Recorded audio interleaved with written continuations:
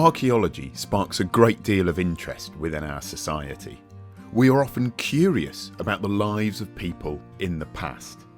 So join us behind the scenes of our archaeological excavations. We'll take you through how we uncover and document evidence of past communities and introduce you to the specialists who carry out this work. You'll see how they approach the task on one of our largest infrastructure projects to date. Welcome to the A66. Our excavations are uncovering some amazing stories about life in the past along the A66 route. But how do we uncover this archaeological evidence within such a large-scale project? Archaeology is often portrayed as a slow and relaxed job. But the process of recording the past on this scale, embedded within large-scale construction projects, requires a hard-working and dedicated team. Ranging from graduate trainees who are just starting their careers in the field to staff with decades of experience. This is Abby, one of our graduate trainees on the A66. I first decided to get into archaeology during my history degree, where I did a module that was Roman religion and we had an archaeological based report. Archaeology is a bit more practical and you get more involved rather than just reading a book. You can actually see it and do it yourself and touch everything as it comes up. A lot of work takes place before excavation even begins.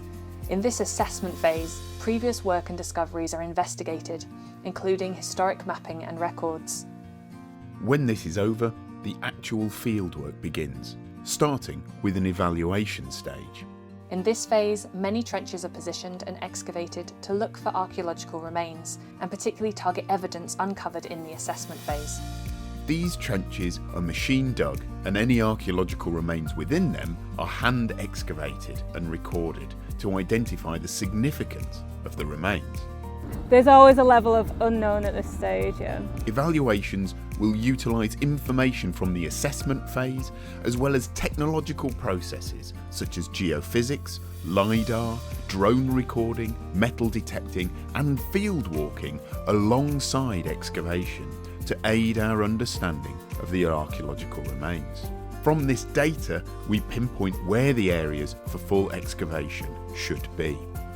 There were 90 detailed excavation areas, or DEAs as we call them, of various shapes and sizes planned for the project. Here, our team is excavating on DEA 407, where the evaluations suggested potential medieval evidence associated with pits and post holes. A post hole is the remains of a small hole dug into the ground to hold a vertical wooden post. This may have been part of a structure, such as a building or a fence. So at the moment the team's dealing with a post hole structure.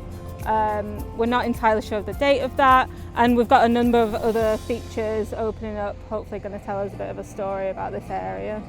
But how do we recognise archaeological features?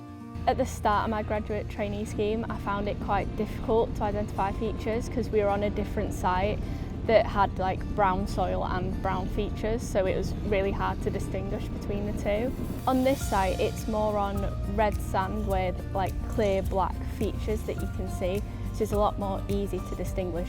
So you can really see the contrast here. Identifying archaeological features varies hugely depending on the context of a site.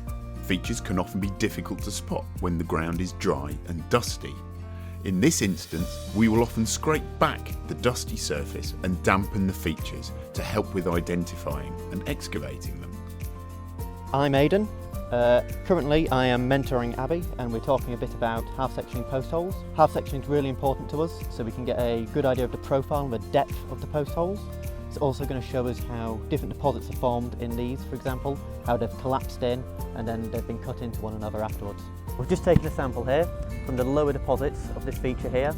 What we're looking for in there is charcoal to help with the radiocarbon dates, and we'll pass that on to the paleoenvironmental team who will look for insects and plant remains to give us an idea of what the environment was like.